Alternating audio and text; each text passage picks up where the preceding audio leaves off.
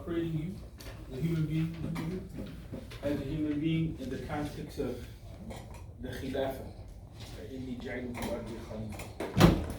And so in the Quranic idea, the idea of Khalifa there, it has two different meanings. Like one, Khalifa means that you are being, that progeny comes from, that you leave behind you a legacy, a biological legacy, children, so on and so forth.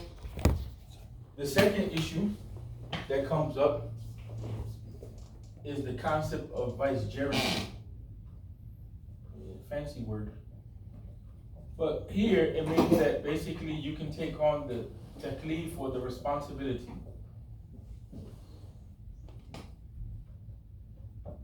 that's given to the human being on the earth. And part of that is to upholding, our relationship with Allah Subhanahu wa Ta'ala, our responsibilities and so on and so forth. But in the midst of this discussion, this has a lot to do with our identity as human beings. That we procreate. We also can mess stuff up. Go tear down a mountain. Go pollute an ocean. We can think and then we create an airplane. Use science and we can talk to somebody in Palestine and be here at the same time. So, the human being is unique in that regard. But in the context of this discussion, human being is unique. In the context of this discussion, what comes up is that, this human has another face. And part of that face is that the angels recognize the frailty of the human being. That the human being can be oppressive. Human being can be a person that is irrational, kills people, corrupts on the earth. So that's the human side. So a lot of times when we start talking about leadership, we don't talk about leadership from that angle. That leadership is not ma'soom. The concept of ism and the deen is infallibility. Human beings are not infallible. The prophets, they get that. So one of the most important things that we find is that the Prophet Muhammad sallallahu alaihi wasallam, he defined the relationship. RN, right? He defined the relationship that we have to him. So, what's one of the types of relationships that we should have to the Prophet? Admiration. Huh? Admiration. Okay, there's the issue of admiration. Following Sunnah. Okay, what does that entail? Anything like nafiyas or anything he says. Okay, that's in the practical implementation side, but why follow the Sunnah? Because the Prophet is the closest to perfect, the closest to Allah. So if you want to get close to Allah, Please Allah. Okay, it's perfect. So what? Relationship as like a leader or that of like a role model? Why are we following the Prophet Muhammad anyway? Because He's just a cool guy? he's the Prophet. Just because he's a prophet? Because Allah, because Allah gave him God, spirituality. Well, why are we following Musa or Isa? For spirituality? Oh, he was the last prophet. Okay. Because there people changed with their religion after they died. All like the Torah, the Bible, all those books were written after the prophets. The Quran is the only direct word from Allah. It's the only verbatim word for word. Okay, fine. You have a book that's perfect. Then what after that? Allah sent the prophets as role models for us to live by. Yo, man, everybody's, people believe that, but we don't follow. Well, even aside from that, I guess like the Prophet Muhammad was sent as like a mercy to mankind, almost like a gift. So like he illuminated other people's lives around him, and like even Islam aside, like if we followed a person like the Prophet Muhammad, we can inspire and illuminate the people around us. Okay, you guys are building a case for why to follow, a case for believe in prophets. We have authentic information. Okay, what about the Shahada? What's the meaning of the Shahada? This is the only one that, our belief is there's no God but Allah, and that Muhammad is his prophet and servant. So there you're saying that you commit to that belief. So part of that belief is believing in Allah, part of that belief is believing in the Prophet Muhammad sallallahu alaihi wasallam. But then, okay, so if you believe in Allah, and if you believe in the Prophet sallallahu alaihi wasallam, does it just end there? No. Where does it go? A lot of it. I mean, then you get into the actual, meat and potatoes of the religion. Shahada is just only one of the 5 pillars, so you have to fulfill the other 5, and then Where are you getting all the information from? the Quran, hadiths, etc. Okay, so so after you build this case up, then we find that when you go to the source of knowledge, right, that the Prophet sallallahu alaihi wasallam, it was the miracle of the Prophet. Here we find the concept of obedience. Obey the messenger. So the leader concept, part of the leader is that you're what? There's some obedience in that. Right? I mean that at the end of the day, that's what the parents, at the end of the day, license and registration. There's that everyday interaction with some people where obedience is part of it, whether we like it or not. You see, what happens in this type of society is that when it comes to this side, obedience to the divine is just like what? Your choice or whatever. License and registration. When it comes to that type of obedience, what? Make sure you don't disobey. So obedience is part of the leadership concept. One of the things that the brother had mentioned is the other side of leadership. And that's the side of, when you start talking about admiration, when people are put in that leadership role, something happens between the followers and the leader. Especially like in these types of contexts, like these religious contexts. Nowadays, you may not see if there's a popular speaker that's coming, what usually happens? What do you hear from the people? That admiration like he mentioned. So the Prophet Muhammad sallallahu alaihi wasallam here, the obedience, he showed that there were certain realms or boundaries of obedience. And when it came to the issue of the command of Allah tabaraka wa ta'ala, that was within the bounds of obedience.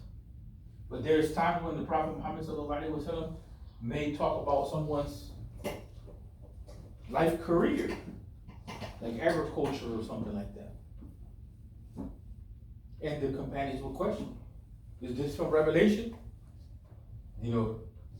This advice that you're giving, is it from Allah? Is it something that has to be obeyed, can't be deviated from? Because we may know a better way to do it. That type of idea. So then there's that realm in which there is, flexibility in. It's not to do with the command of revelation. There's no infallibility there.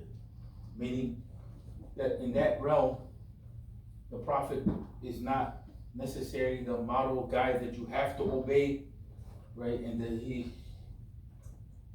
is perfect in the command, so to speak. So the leader, you go to these two realms. There's some realms of flexibility. Sometimes this gets blurred. And then there's some things which are essential for obedience. So in the prophetic model we see, he taught us both of those things. There's some things that clear you have to follow. We hear, we obey. And then there's the other side, that what? You have some flexibility. That's from the side of obedience. Now from the side of admiration. We have the hadith in which the Prophet ﷺ, he mentioned in Bukhari, لا تطروني كما أطرت النصارى. Right? Don't exaggerate in your admiration for me. Right? the way that the people of the book, and specifically the Christians, did. Right? With Ibn Maryam. And it's funny because the hadith says Ibn Maryam. It leaves out, in this hadith specifically, is leaving out the name Isa, alayhi salatu wasalam, and is emphasizing by that deletion, so to speak. That's the beauty of the Arabic language, the way they play around with adding words and leaving out words. Here is emphasizing first name Ibn, indicating what? Your father. Huh? Well, it means the son, but it's talking about the father. No, it's not talking about the father. Like, no, like, I know what it means. Like, you're saying Ibn this person, meaning that they're like emphasizing the father. So for example, me, my dad's Marian. So Ibn Marian, it's kind of emphasizing Marian as opposed to emphasizing me. But yeah. I understand what you're saying. Yeah. But more specifically, I was looking at the issue, emphasizing that he's the son of. He's not God. In the concept of God, there's no what? There's no concept of procreation. There's no concept of human limitation like that. Right?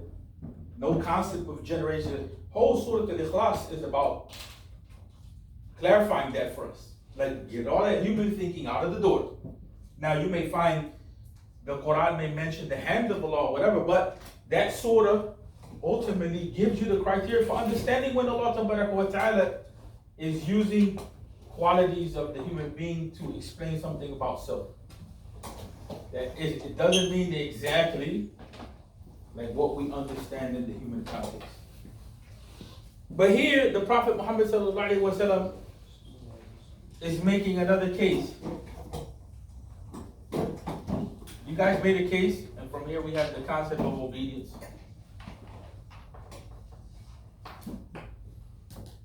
And then the other case that comes in, right, is the emotional relationship that we should have.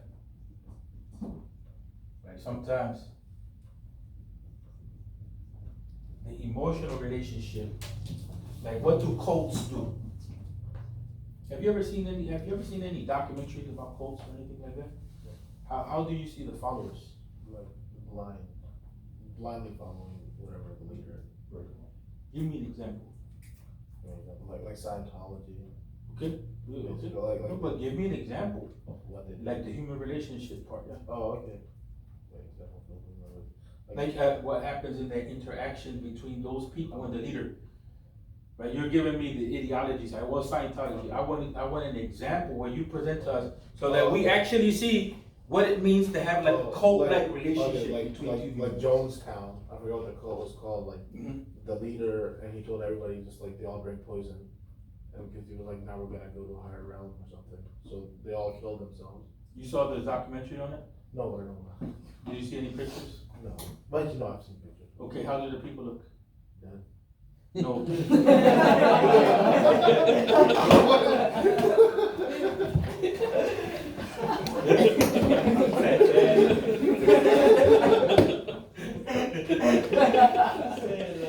I would enjoy this moment.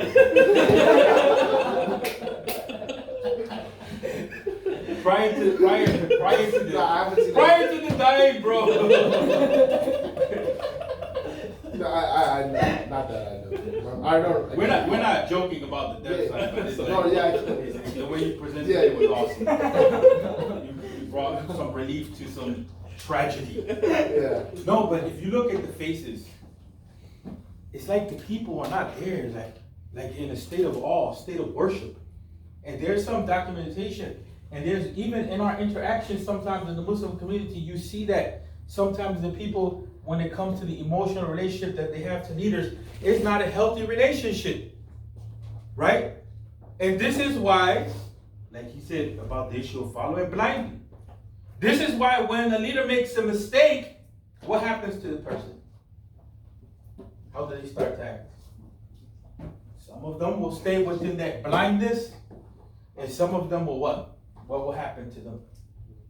To leave. Say it again? They'll leave. Leave what? The following.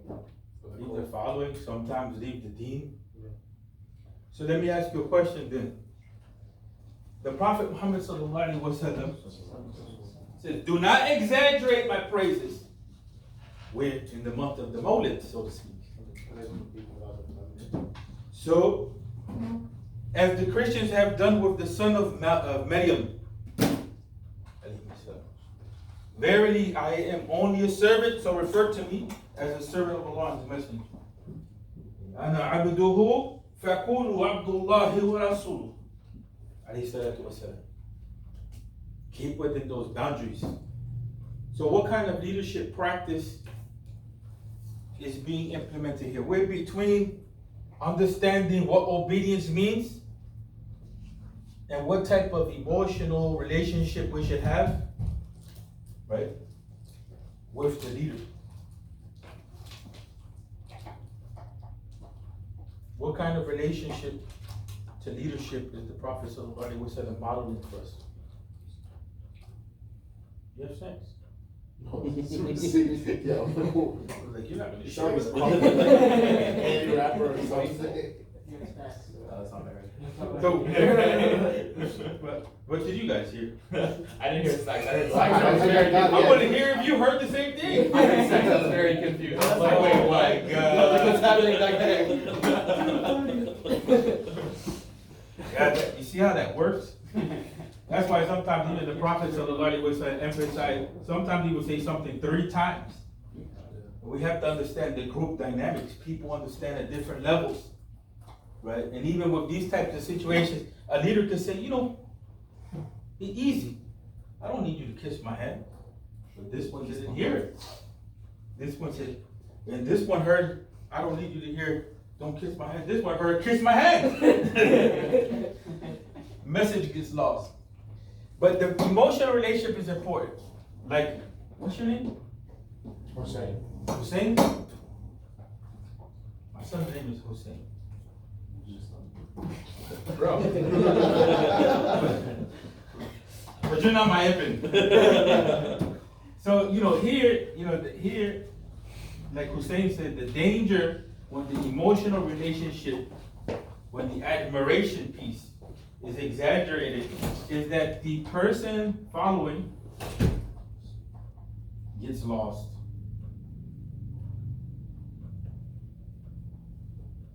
They may even step off of the principles.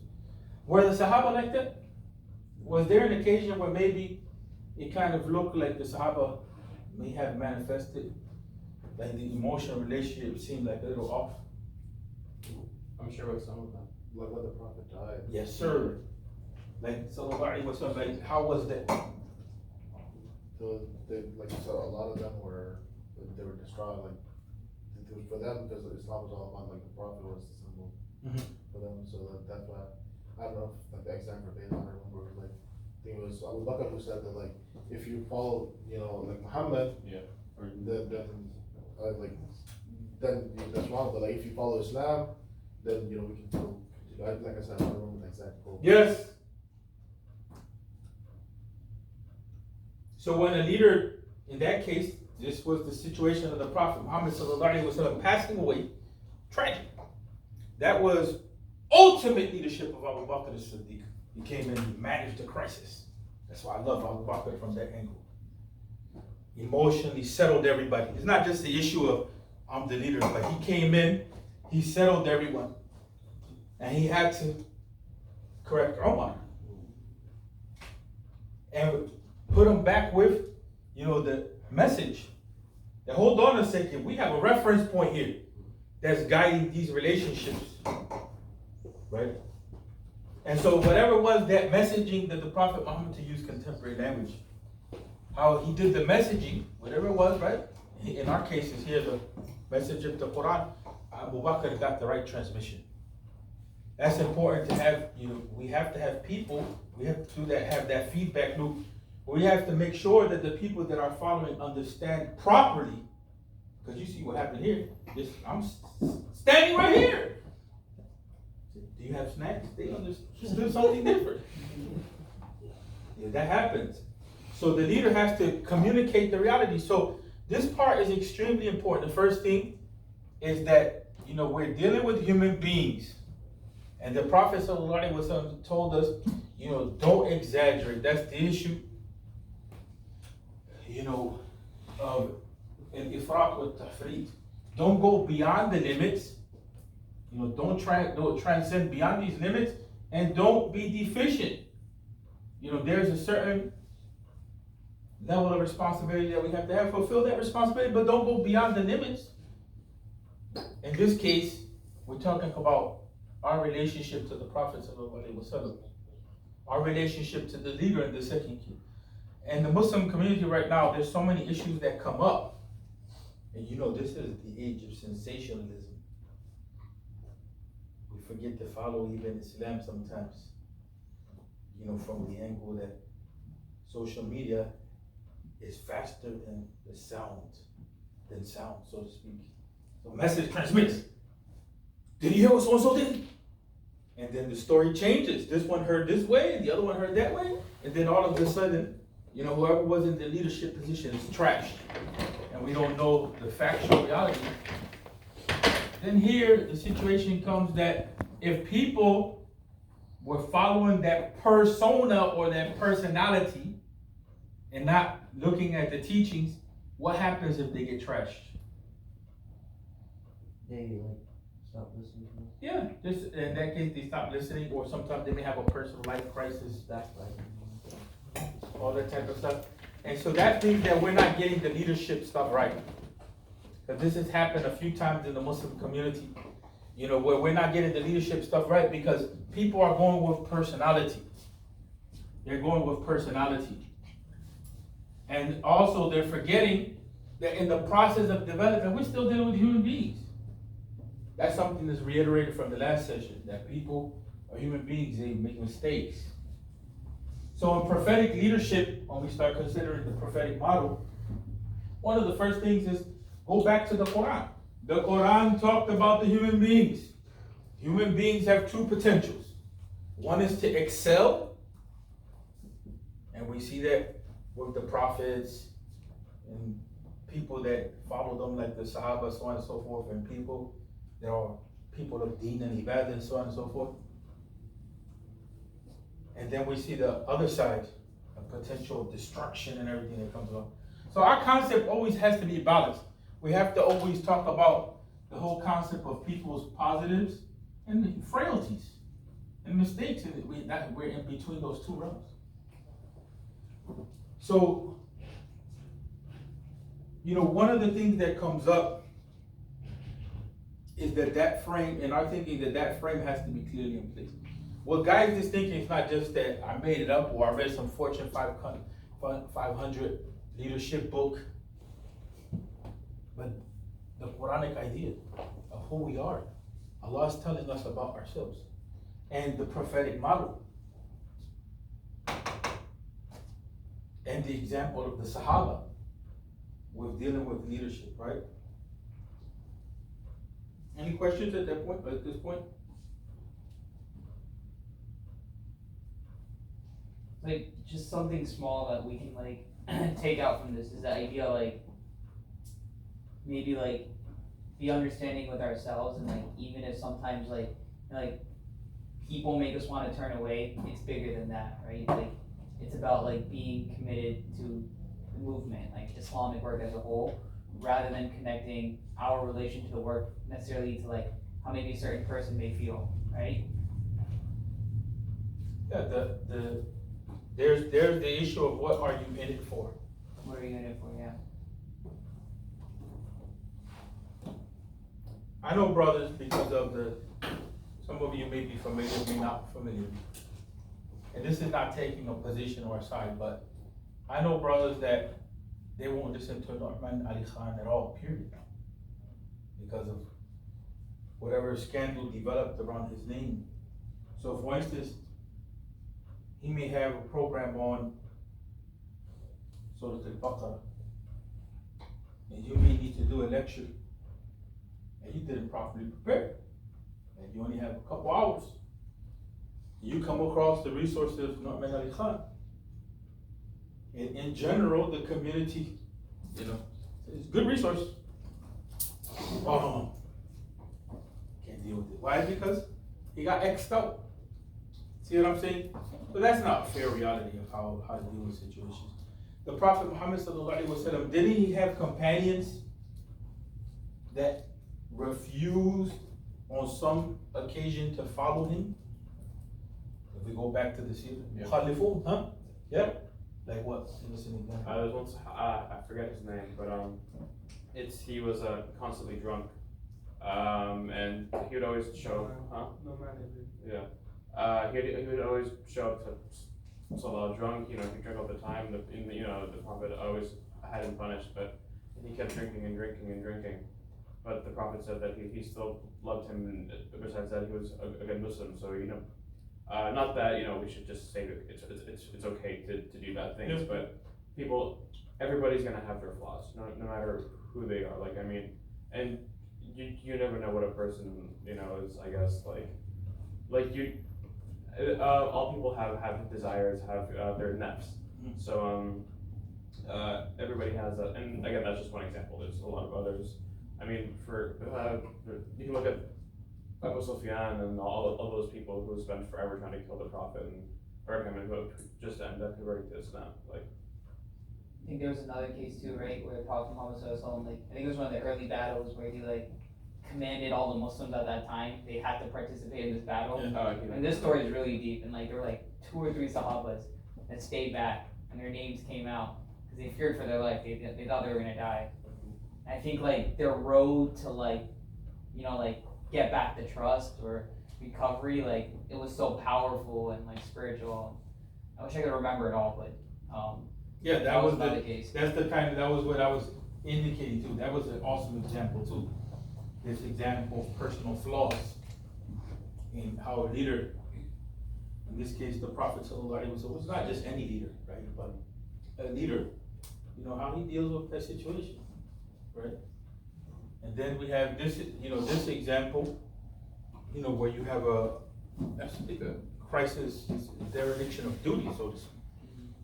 Being flawed on this angle of obedience, right? And how he dealt with them, and how he integrated them back into the community. Do you think as a Muslim community where you have that type of empathy, and that type of patience that he talked about with people? not at all. Why? I mean, you're asking why? Be part of this culture. We just judge people too much. We think it's Do our what? responsibility to judge people. You judge people too much? Yeah. You think it's Society, our responsibility in every to- society, Yeah. that society in everywhere, judgment was everywhere. On the time of the Prophet, a man came to the masjid and started peeing in the masjid, and all the Sahaba were getting up trying to stop him, and the Prophet said, let him finish. So I mean, just think about that. Can you imagine that today? In Masjid, everybody would talk about him, they'd call the police on him, he'd charge the hate crime, that's like. Yeah, hate crime. I never get arrested. Like Muslim or not, he'd go to jail for a while. But I'm guessing if somebody is paying the message, they're probably not doing it out of ignorance now. If somebody comes from the Salah. Well, I think it's different. Yeah, I mean, that's true. We're going into the details of the example, but imagine the psychology. Don't get into the, all of the details of the example, but imagine the psychology. Is our psychology kind of workable from the idea of the prophetic spirit? Is it compatible to it? When it comes to dealing with these types of problems that people have.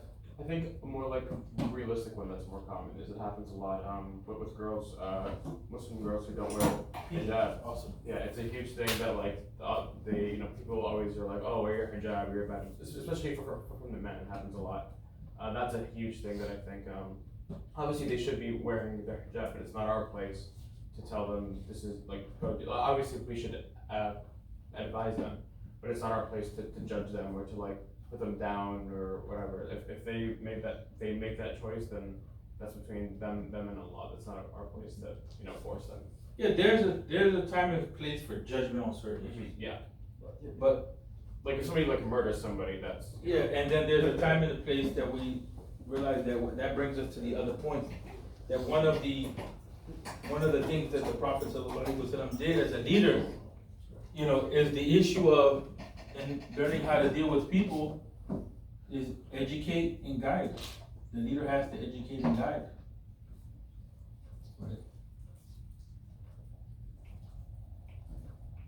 Do we hold it against Umar radiallahu anhu that he kind of was not in his right mind when the Prophet sallallahu alaihi wasallam died?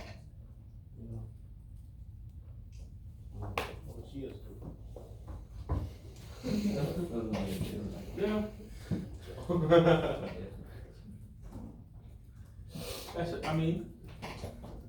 That's a different distinction. So, That you? Oh.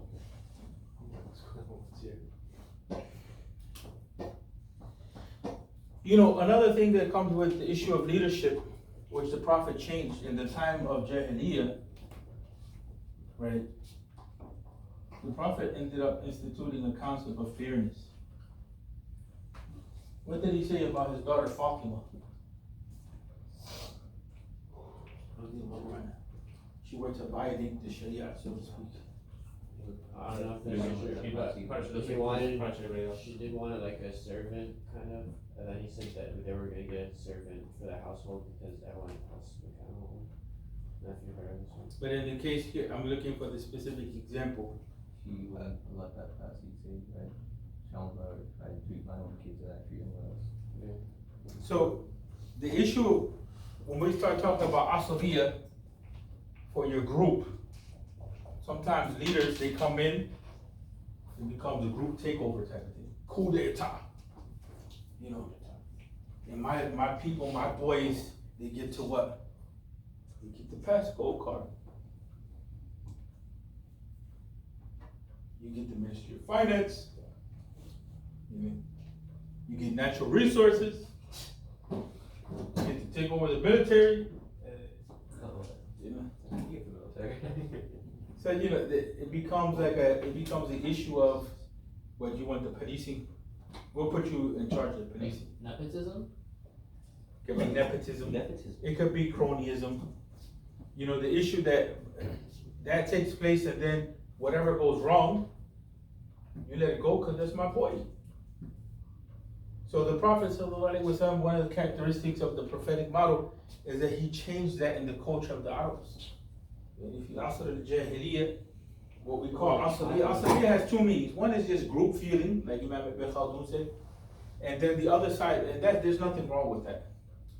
And then the other side is, basically, you just let your group do whatever. There's no concept of right or wrong, right?